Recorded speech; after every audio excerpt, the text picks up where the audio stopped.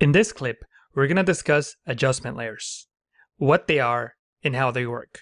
Let's start by making an adjustment to an image and then compare it to making an adjustment with an adjustment layer. In Photoshop, in the image menu, under adjustments, you can apply color and tonal changes to an image.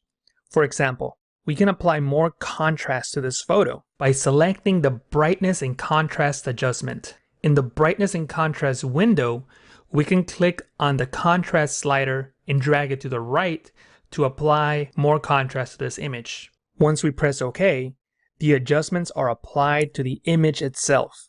This means that the actual pixels that make up this image have been changed. You will not be able to edit this adjustment or remove it if you apply more adjustments or save and close the image. At this point, of course, I could undo the adjustment by pressing Ctrl-Alt-Z, that's Command-Option-Z on the Mac, or you could also open the History panel, go to Window, History. In the History panel, click on the Open History state to go back to what the photo looked like when it was first opened. A better way of making color and tonal adjustments is, of course, the adjustment layers. The adjustment layers in Photoshop are a group of powerful non-destructive image editing tools that allow you to control color and tonal values without permanently changing pixels. The color and tonal adjustments are stored within the adjustment layer. This means that you are applying non-destructive edits, allowing you to try different settings and re-edit the adjustments at any time. You can also change their opacity and blending mode, giving you more control as to how the adjustments are applied. Also, since adjustment layers only contain adjustment data rather than pixels, the file sizes tend to be much smaller than when using pixel layers to make adjustments. I think that this will all make more sense to you if I show you these things in action. You can create them in 3 different ways. By going into the Layer menu, under New Adjustment Layer, you can select the adjustment layer that you would like to use. You could also make an adjustment layer through the Adjustment Layers panel. If your Adjustments panel is not open, go into Window, Adjustments. In the Adjustments panel, you can click on any of the icons to create an adjustment layer.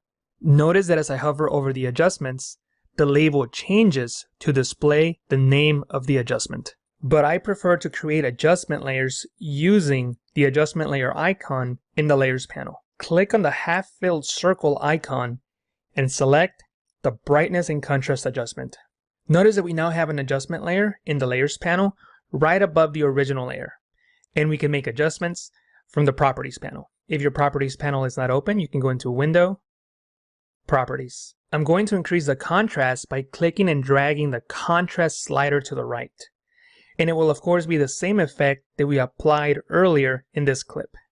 However, with the adjustment layer, we can always come back and edit it. We can adjust the opacity to reduce the effect, and we can change the blending mode to apply the effect in a different way. And we'll discuss in more detail how blending modes and opacity can help you adjust your images in a later clip. And I would also like to point out that you can stack adjustment layers on top of each other to create more interesting effects. The adjustment layer on top will always adjust everything else below it. As we mentioned before, this adjustment is non-destructive.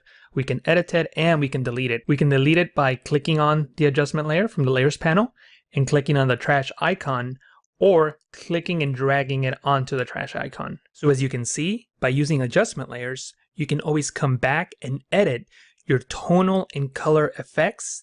If you're unhappy with your adjustments, you can always delete the adjustment layer and come back to the original image. Now that you have a basic understanding of what adjustment layers are and how they work, let's take a look at some of the automatic commands that can help you quickly color correct images in Photoshop.